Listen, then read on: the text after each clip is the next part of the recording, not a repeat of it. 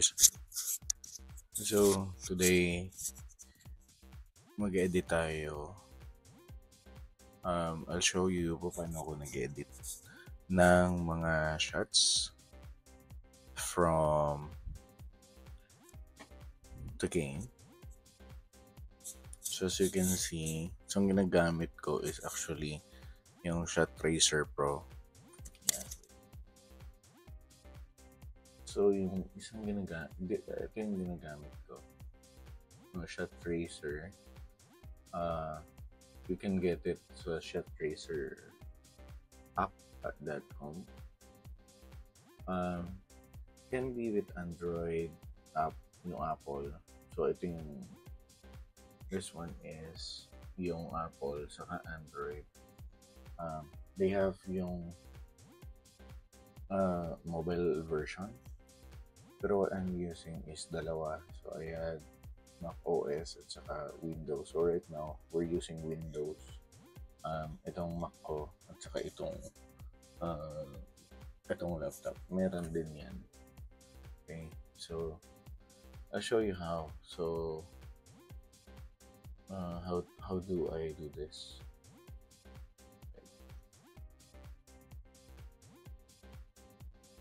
So basically,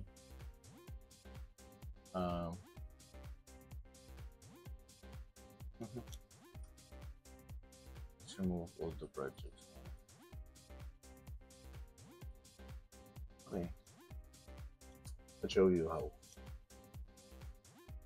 Right, so guys, before we proceed, pakita ko lang, shottracerapp.com, lagay nyo lang, and then kung meron kayong laptop na Windows or itong Windows or itong macOS, for example Windows, so i-click na the Windows, as makikita nyo yan. Okay, so ito yung mga features niya. Pwedeng human cutout, may camera tracking, pop-up editor, or yung line anchoring. Of course, yung shot tracer at saka swing tracers, meron din siya. You can do also yung 3D maps or yung path tracer, meron din sila. So yung license plan is meron silang monthly na $24, $89, and $59. So yan. So let's go. Buksan ko yung shot tracer dito. May shot tracer ako. So makikita niyo yan. Okay, antayin lang natin siya mag-load. Medyo mabagal ngayon. So I don't know why.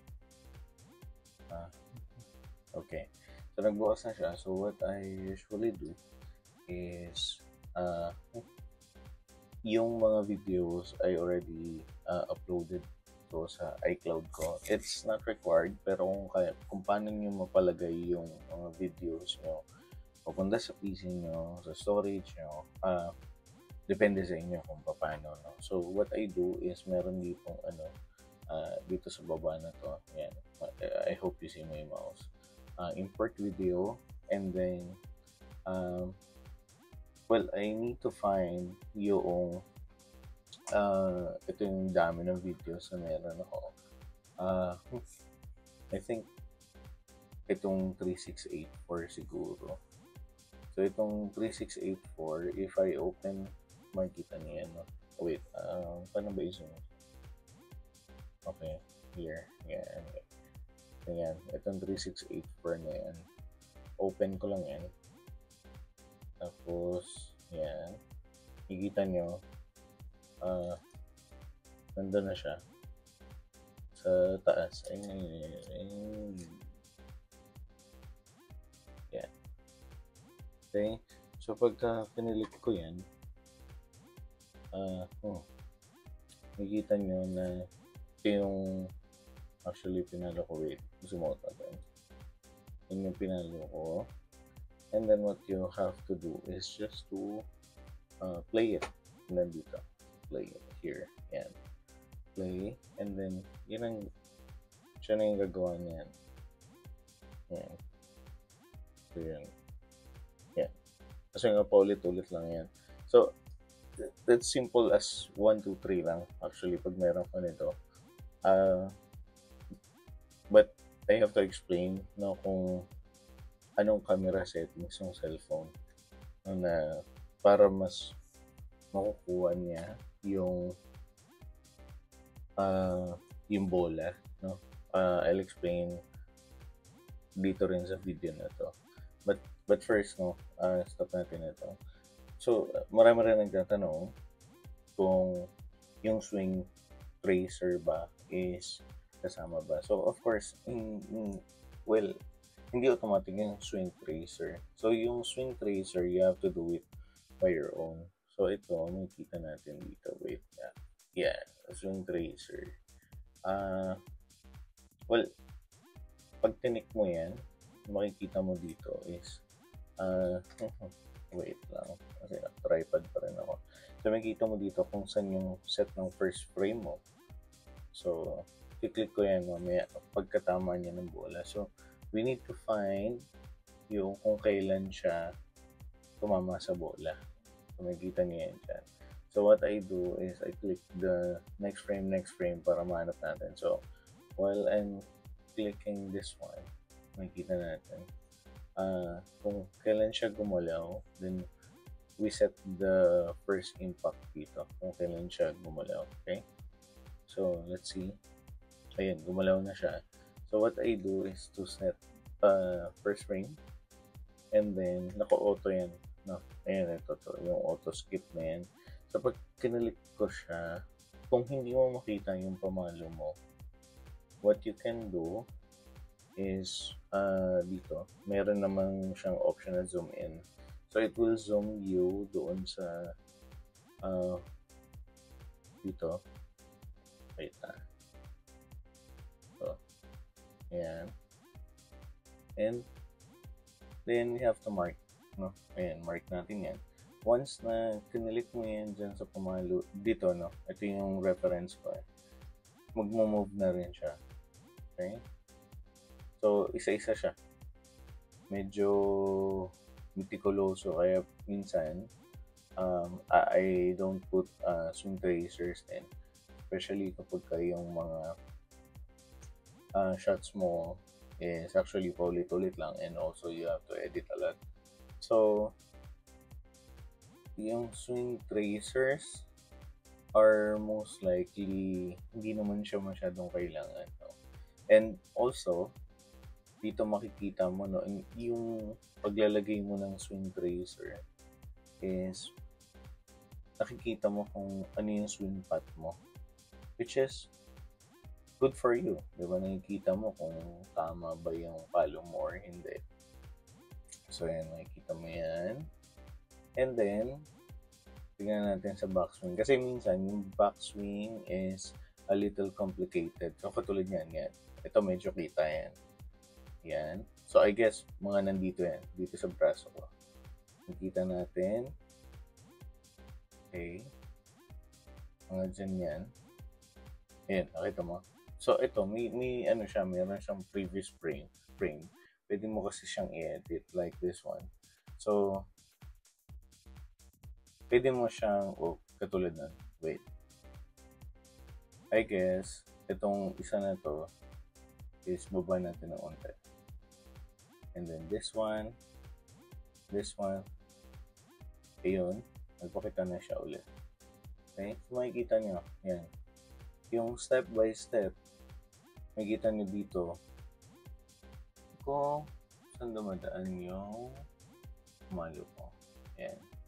And then, after that, yan, ano na tayo ng create swing. Ito, yan, create swing. So, nakikita natin dito, ayan na. Okay? So, yan na yung finished product na. Now, if we wanted to play, pinitin ulit natin yung play. And this. Yan. Okay? So, guys, another feature pala, no? Itong dito, you can change, like, I wanted the shot tracer to be, like, fly out during light, no? Makita natin dito. And marami na siyang actually options. Wait, let's play what happens here. Yeah.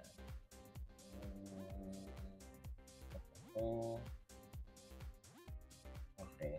So medyo matagal yung kulay red na line na yan. Then we just need to adjust.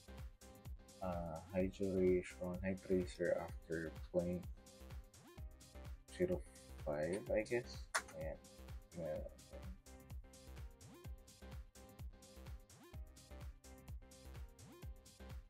Ayan. Kita nyo. Okay.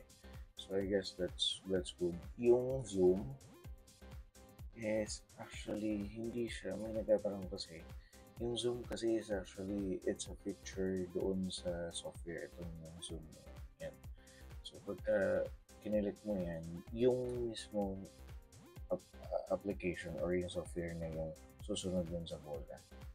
Okay? So hindi siya, hindi siya like zoom ng cameraman or whoever. Ayan. So, and then if you want, pwede mo rin naman siyang manual edit dito. Ayan. Manual edit and edit trajectory. Pwede mo siyang edit, no? Pwede rin automatic, but I don't use manual edit. Kapag meron lang kasi of course that's software, so hindi mo siya perfect. But yeah, pwede naman na. Hindi ko naman mahirapan. So, see? Ayan. So, okay, there. Okay. So, after nyan, what we do is actually, dito meron siyang nakalagay na export. Ito, yan. Export, selected. Yan, export ko lang yan. And then, total isa lang naman yung ginawa natin. So, I have to select. Tapos, okay. So, yan. Hanap lang yan kung saan mo siya sa save. Which is, kayo bahala kung saan nyo gusto. So, lagyan natin dito ng trace. So, nalagay ko yan. Trace. Yan. So, yan. Open. Tapos, yun na yan. Sa dulo na yan. Yan. So, nagre-render na siya. So, siya nabala siya. And then, mamaya, aantayin ko na lang yan doon sa phone ko. Kasi, nakakabit ako sa iCloud. So, yan. So, sa mga nagtatanong kung ano yung ginagamit ko, ito yung ginagamit ko, shot tracer. So, maraming iba't iba na shot tracer. Hindi ito sponsored nga pala. No? Sa Android, meron nung shot. Yung mga friends ko, sila Eric, si JP, ito yung ginagamit nila. Sa Apple naman, App Store, yan natin dito. Apple App Store. Sa Apple App Store is actually meron namang Shot Tracer Pro Edit App Store. Wait. So yan, ito. Pwede din naman to. But then, so I know parang paid version na siya ngayon. And hindi naman ako against sa mga gumagamit ng phone every time nagsha-shot tracer sila. But then, of course, mas okay para sa akin yung PC or Mac. Okay? So, yun. Ganun yung ginagawa ko. And hopefully, makakuha kayo ng tips.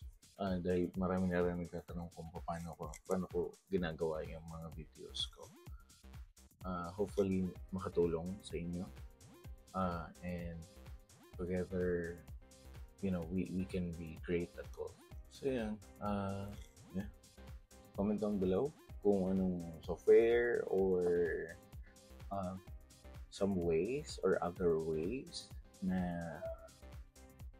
pwede natin gamitin for our editing uh, and also para of course I share some ideas. Of course I also get ideas from you para ma-observe natin. So anyway, yeah, let's be great at golf. um, I guess uploaded na yun sa phone ko and then upload ko na lang. uh, so what I do next is actually uh, maglalaro na lang muna ako kasi hindi na ako napaglaro.